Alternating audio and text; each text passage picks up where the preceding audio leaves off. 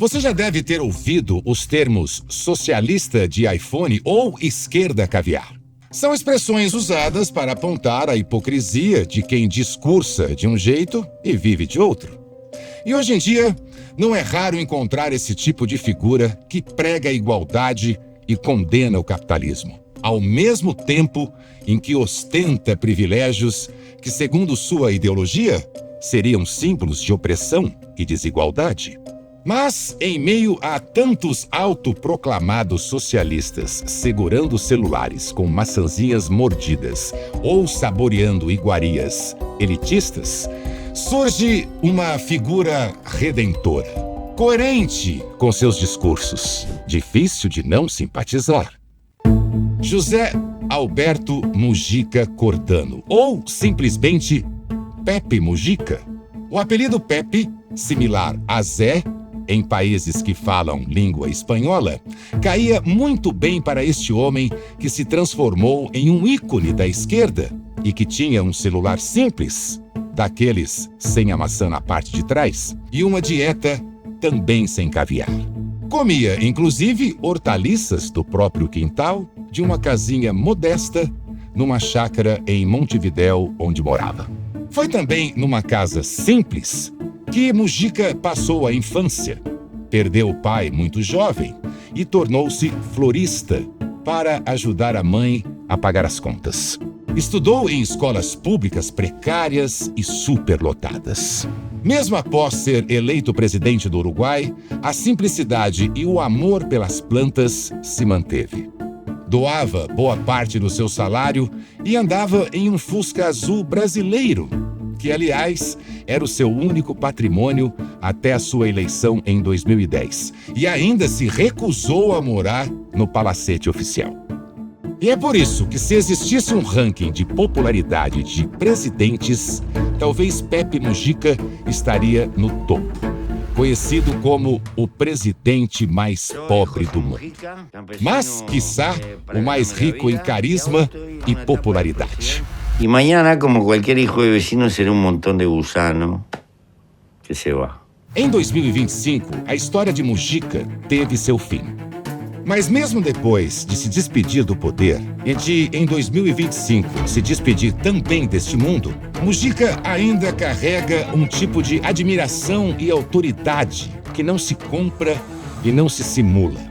A autoridade moral de quem foi o que dizia ser. E mostrou que é possível viver com simplicidade, mesmo ocupando o cargo mais alto de um país. Algo raro em qualquer espectro ideológico. Mas eu te prometo, existe um lado oculto nessa história.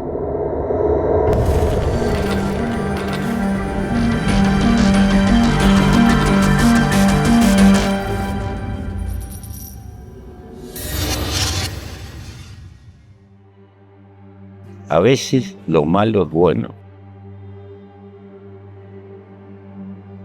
Y a veces, al revés, lo bueno es malo.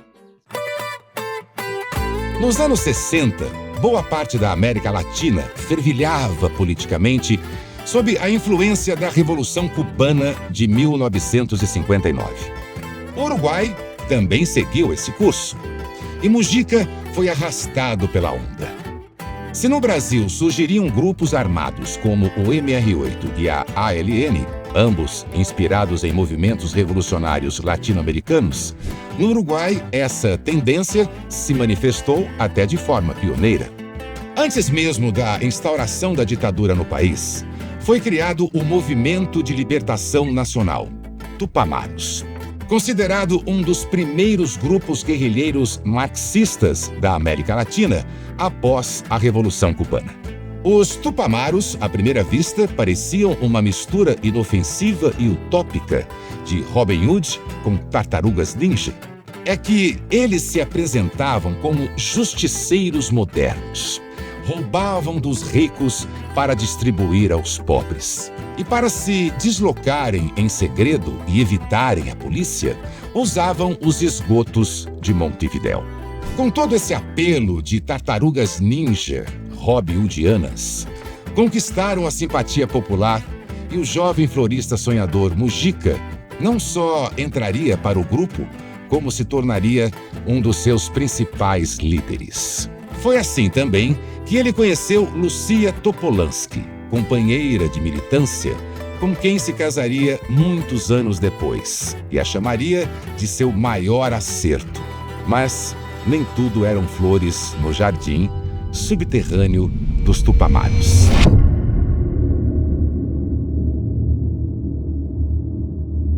A suposta luta por justiça social dos Tupamaros tomou rumos ainda mais sombrios do que os esgotos onde se escondiam, quando passaram a adotar métodos que não poderiam ser chamados de outra coisa senão terrorismo.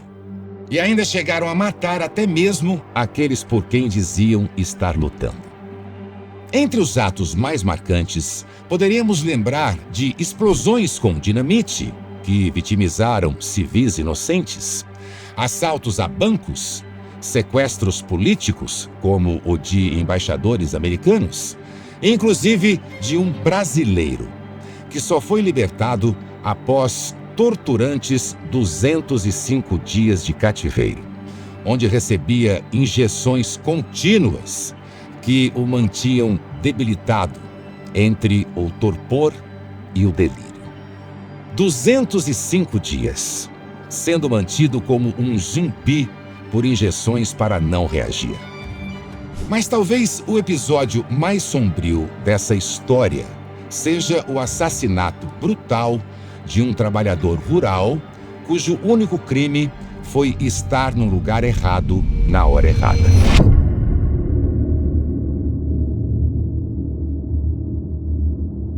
Enquanto o sol nascia sobre os campos uruguaios, Pascásio apenas seguia o rastro de uma égua que havia fugido. Ele não sabia que cada passo o levava à morte. Pascásio Baez era um homem simples, que trabalhava no campo como peão. Naquela manhã de dezembro de 1971, ele só queria encontrar o animal fugitivo, mas, sem querer, tropeçou em uma tatuceira, um esconderijo subterrâneo dos Tupamaros. O seu destino? Foi capturado, dopado, interrogado e, após uma reunião do grupo para decidir seu futuro, injetaram pentotal de sódio em Pascásio.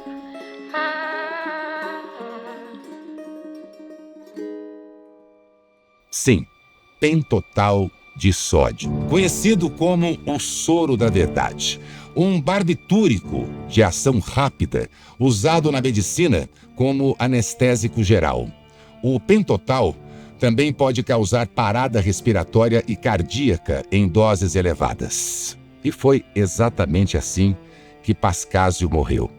Não como combatente, não como espião, mas como um trabalhador comum, que inclusive estava trabalhando ao buscar a égua.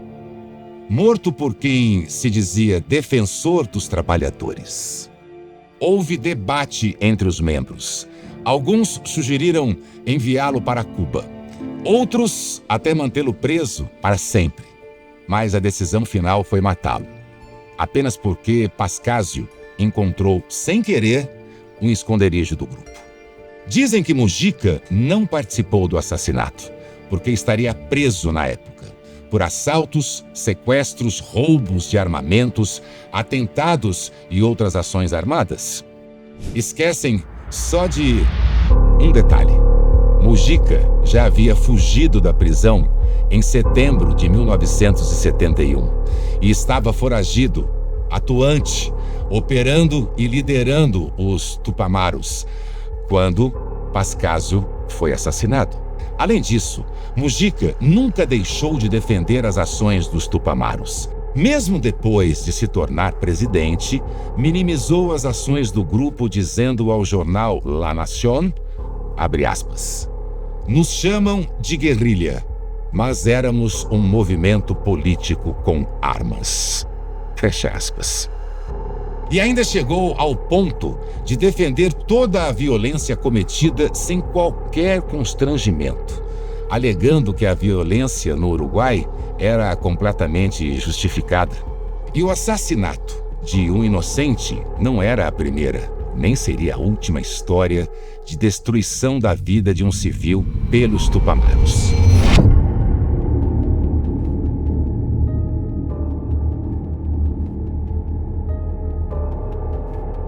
Como vimos, os Tupamaros não hesitavam em usar armas e até bombas para alcançar seus objetivos. Até que decidiram detonar uma em um lugar no mínimo inesperado. Um clube de boliche. A explosão feriu brutalmente uma zeladora que criava, sozinha, seus 5 filhos e que, naquele dia, só queria cuidar do seu local de trabalho.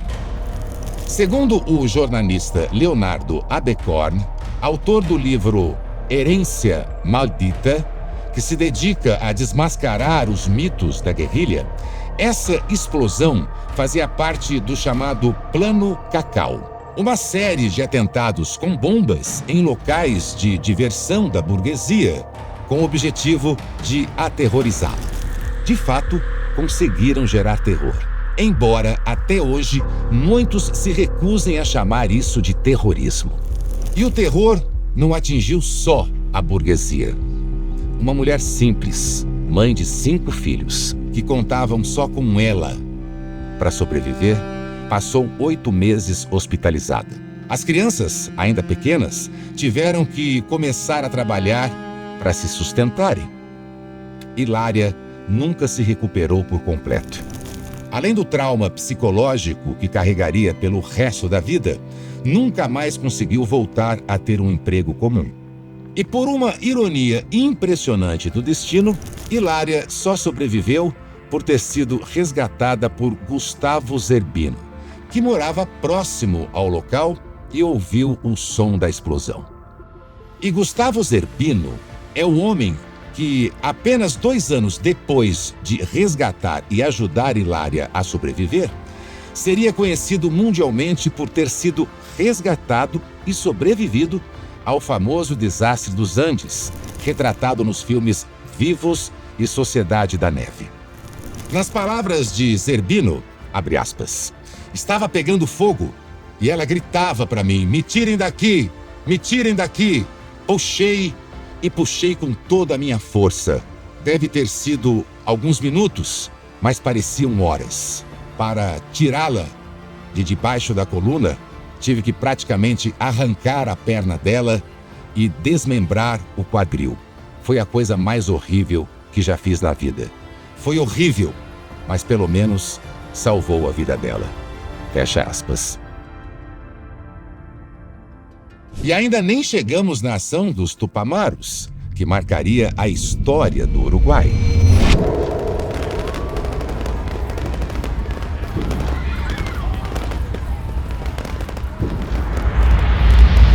Em 1969, o maior roubo da história uruguaia aconteceria. Chamaram-a de a Toma de Pando, uma ação militar ousada dos Tupamaros que deixou um rastro de sangue, 5 mortos, dezenas de feridos e uma cidade em choque. E entre os envolvidos estava Pepe Mujica, que anos depois relembraria o episódio como se fosse uma travessura adolescente. Abre aspas para ele. Terminamos tomando uma cerveja. Fecha aspas. Uma cerveja. Para Mujica parecia um episódio épico, juvenil, algo digno de celebração. Para todos os outros, uma tragédia. Nem mesmo seus antigos companheiros aceitaram essa versão romantizada dos fatos. Jorge Zabauza, também ex-Tupamaro, reagiu com tristeza. Como es insólito que se acuerde de que tomó una cerveza y no se acuerde de que ahí hubo 3 compañeros que quedaron muertos sobre el terreno y además Burgueño, que era un ciudadano, un incauto ciudadano que se metió en medio de una balacera y también quedó. Es decir, Eso a él no le afecta, las desapariciones no le afectan, la cerveza es lo que recuerdo. Héctor Amódio Pérez, outro ex-militante, chegou a ler um discurso pedindo desculpas pelas atrocidades cometidas. Abre aspas. Não hesitamos em atacar o sistema constitucional porque não acreditávamos nele. Afirmamos agir em nome do povo e não hesitamos em desrespeitar os direitos humanos daqueles que considerávamos nossos inimigos. Fecha aspas. Enquanto alguns foram capazes de olhar para trás com arrependimento, Mujica parece ter preferido disfarçar a realidade com um filtro de heroísmo romântico. Para ele, a toma de Pando foi uma história para contar com um sorrisinho no rosto e um copo na mão, enquanto até para quem estava no seu lado foi um trauma que não deveria ser banalizado.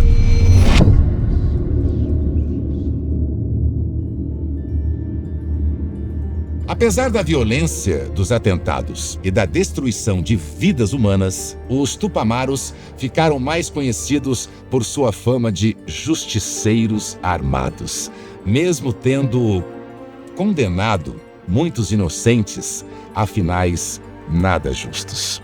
E também ficaram famosos por fugas espetaculares, como a que ficou conhecida como a maior fuga em massa da história do Uruguai. Em setembro de 1971, 111 presos escaparam do presídio de Punta Carretas, um presídio que, curiosamente, hoje é um dos shoppings mais famosos de Montevidéu, onde você pode passear tranquilamente. Eles escavaram um túnel de mais de 40 metros de extensão, que ligava o pátio da prisão a uma casa nos arredores. Entre os fugitivos estava o carismático floricultor que, ao escolher trocar as flores pelas armas, já havia sido capturado por sua atuação no Tupamaros. E essa não foi a sua única prisão. Mujica seria recapturado e passaria mais de uma década encarcerado. Uma de suas histórias mais simbólicas veio à tona anos depois. O isolamento na cadeia era tanto que, ao tentar se comunicar com outro preso, Mujica usava o penico como telefone, encostando-o na parede e sussurrando através dele. E ao sair da prisão, saiu com flores plantadas nesse mesmo penico. Histórias que ajudaram a mitificar ainda mais Mujica no imaginário popular. E foi assim que o homem que falava através de um penico, anos depois, falaria ao povo inteiro como presidente do Uruguai.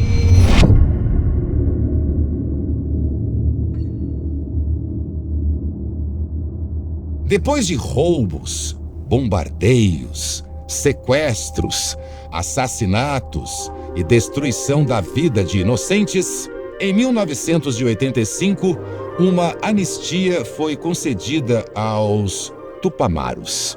E os últimos que estavam na prisão, incluindo Mujica, que já estava preso há mais de uma década, foram libertados. Juntos, os descondenados se transformariam em um partido político, o Movimento de Participação Popular, dentro da coalizão Frente Ampla. Foi um processo de metamorfose das sombras dos esgotos e das celas para os corredores do parlamento, das armas para os votos. E assim, o florista guerrilheiro seria eleito presidente em 2010. Da cadeia, onde foi torturado e passou mais de uma década em isolamento, de onde saiu com flores plantadas em um penico, a presidente do Uruguai, 25 anos após ser anistiado. Mujica venceu o segundo turno com mais de 52% dos votos, derrotando o candidato da direita, Luiz Alberto Lacalle. O resultado consolidava o sucesso da estratégia do Foro de São Paulo, cuja face oculta eu já revelei. Movimento que articulou a ascensão da esquerda em vários países da América Latina na mesma época. O país parecia pronto para dar uma chance a esse ex-guerrilheiro convertido que carregava a memória das lutas, mas pouca ou nenhuma experiência em gestão pública. E isso não demorou para ficar evidente. Enquanto era tratado como símbolo de humildade e coerência, críticos dizem que Mujica transformou seu passado de guerrilheiro em mercadoria eleitoral, relativizando os danos causados em ações radicais. E ainda causaria mais danos, agora na gestão de seu país.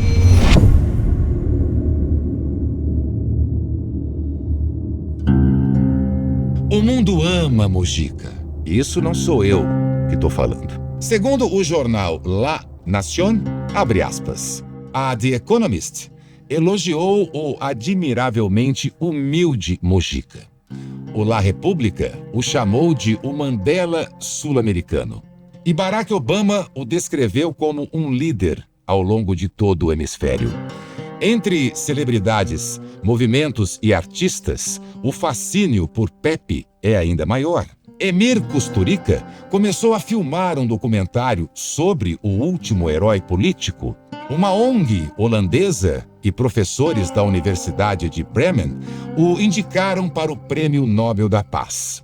E até mesmo um surpreso Mário Vargas Llosa reconheceu que, graças ao seu presidente, o Uruguai é hoje um exemplo que outros países latino-americanos deveriam seguir. Fecha aspas. Fora de seu país, o nome Pepe Mujica virou sinônimo de mascote da esquerda global. O velhinho humilde que anda de Fusca, vive num sítio simples e prega contra o consumismo, enquanto, claro, é celebrado nas conferências mais caras do mundo. Mas e os uruguaios? Eles também o amam? Y los guapos como vos, y los guapos como vos, hablan en un boliche al pedo. Tengo tu edad, viejo, tengo tu edad. ¿Sabés Es una lástima, una lástima que están perdiendo el Uruguay. Y por culpa tuya, gente. Sos un cagón de mierda. No, cagón sos vos. Enquanto Mujica ganhava prêmios, palminhas e suspiros da elite progressista europeia dentro do Uruguai, a história foi um pouco diferente. Na prática, enquanto todos falavam do casamento civil igualitário e também da legalização da maconha e do aborto, os uruguaios falavam, ou melhor, reclamavam de coisas bem mais básicas: segurança, educação, infraestrutura e, claro, da economia. E justo Mujica, que na infância viu de perto escolas sucateadas, parece não ter dado tanta atenção assim à educação. Durante seu governo, o Uruguai registrou os piores resultados do Programa Internacional de Avaliação de Estudantes, o PISA. Se, no quesito segurança, o principal argumento para a legalização da maconha era supostamente ajudar a combater o crime, foi curioso notar que no governo Mujica o que aconteceu foi o aumento da violência. Os roubos dispararam e a sensação de insegurança virou pauta diária. De acordo com a Agência Brasil, abre aspas, a violência no Uruguai foi um ponto importante na argumentação a favor da lei pela legalização da maconha. Mas 10 anos após a legalização, a taxa de homicídios no país continuou a subir. Segundo dados analisados pelo Banco Mundial, em 2010, houve 6 assassinatos para cada 100 mil habitantes no Uruguai. Em 2013, quando a lei foi aprovada, a proporção havia subido para 8 por 100 mil. Em 2018, chegou a 12 por 100 mil. Caiu para 9 por 100 mil no ano seguinte e voltou para 11 em 2022. O site continua. O segundo mito derrubado é o de que a maconha legalizada seria um golpe contra o narcotráfico, que lucra mais com drogas como a cocaína. Assim como outros países da América do Sul, o Uruguai tem sofrido com problemas causados pelo tráfico internacional dessa droga, sendo usado como rota secundária para a cocaína que sai principalmente da Colômbia, Bolívia e do Peru em direção à Europa. Em 2022, a quantidade de cocaína apreendida no país aumentou mais de 50%. Na economia, o desempenho foi pífio. Até aliados criticaram o crescimento medíocre e o aumento do desemprego. Isso mesmo com o vento a favor. Outros países da região modernizavam estradas, transporte e infraestrutura. Mas no Uruguai, nada. Talvez porque, na cabeça do governo, as maiores urgências nacionais se chamavam maconha e aborto. Aliás, é no mínimo curioso tratar o aborto como prioridade nacional em um país que já sofre com baixa natalidade, declínio de pessoas em idade produtiva e que literalmente precisa importar jovens de outros países para não desaparecer do mundo. O próprio Mujica chegou a falar que o país, que já tem mais vaca do que gente, estava em vias de extinção. E cabe dizer, mais de uma década depois da legalização, o movimento feminista, que lutou tanto por isso, segue insatisfeito. No fim, fica o questionamento. Teria sido Mujica um personagem de presidente pobre, filósofo e anticonsumista que funcionou muito mais como uma peça de marketing internacional da esquerda do que, de fato, um bom líder para o seu próprio povo?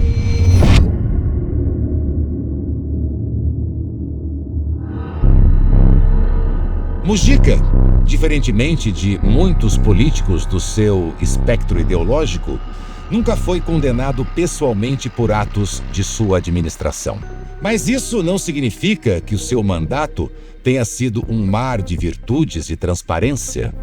Pelo contrário, seu governo foi marcado por uma série de escândalos, má gestão e desperdício de recursos públicos envolvendo empresas estatais e projetos fracassados, além do famoso Trem de los Pueblos Libres, o trem que foi abandonado e nunca saiu da promessa.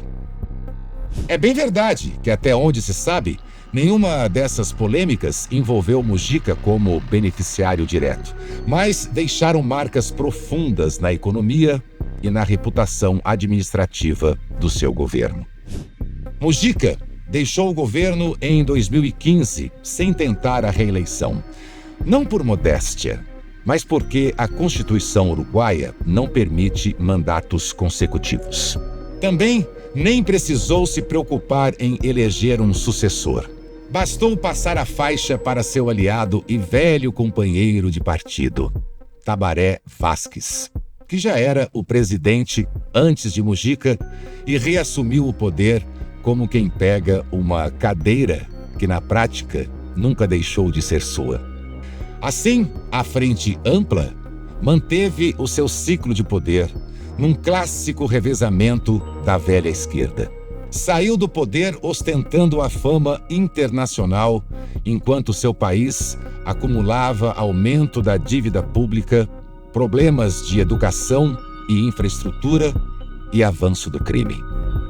E se Mujica não foi imune aos escândalos, também não escapou das gafes. Em 2013, acreditando que o microfone estava desligado, soltou uma pérola diplomática para os anais da história, se referindo à companheira argentina Cristina Kirchner. Abre aspas. E não parou por aí. Na mesma ocasião, completou com outra gafe. Abre aspas. Prefiro 1000 vezes ser amigo do Lula do que da presidente da Argentina. Fecha aspas. O resultado foi um mal-estar diplomático imediato. A Apesar do afago no brasileiro, Mujica também acabou deixando escapar que Lula sabia do mensalão. No livro Uma Ovelha Negra no Poder, ele soltou, talvez sem querer, essa confissão sobre o seu companheiro de ideologia. Segundo Mujica, Lula teria contado durante uma conversa reservada não só que sabia do mensalão, mas que, abre aspas, essa era a única forma de governar o Brasil. Fecha aspas. O mais curioso é que Mujica não contou isso em tom de denúncia, e sim como quem entende que na política cometer crimes é quase um mal necessário para manter o projeto de poder. Apesar de tudo, Mujica ficou mundialmente mais conhecido, ou talvez mais vendido, por suas frases inspiradoras do que por suas gafes, confissões comprometedoras ou pela série de promessas não cumpridas em casa. A maior diferença entre Mujica e tantos outros que defendem a ideologia socialista é que o seu discurso não era apenas de vitrine. Ele realmente vivia aquilo em que acreditava. Só que nem tudo em Mujica foi flor. Seus espinhos envolvem a romantização de ações terroristas, um governo de muita promessa e pouco resultado, uma realidade maquiada para o mundo, diferente do que foi entregue ao seu próprio povo e uma ideologia que, levada ao extremo, ceifou vidas e colocou muitas delas em risco. Como te gostaria ser recordado? Ni me preocupo. No creemos que somos importantes. No somos ni un grano de arena en la magnitud del universo. Talvez por isso, por tantas histórias ocultas em seu passado, ele não fizesse muita questão de ser lembrado no futuro. ¿Cuántos años de cárcel? Cosas de rutina en quien se mete a transformar el mundo. Quisiera llegar al último viaje, como quien llega a un mostrador y le pide al dueño del bar, sirva otra vuelta. Faça sua parte. Ajude a Brasil Paralelo a continuar nessa missão, resgatando o conteúdo e colocando a busca pela verdade em primeiro lugar. Cada pesquisa, cada episódio, documentário, filme ou investigação como esta que você vê gratuitamente só existe graças aos membros assinantes. A Brasil Paralelo é independente e precisa do seu apoio para seguir com essa produção, já que nunca virá um único real de dinheiro público. Assine hoje mesmo e descubra um mar de conteúdo à sua espera. Conteúdo que coloca os bons valores em primeiro lugar.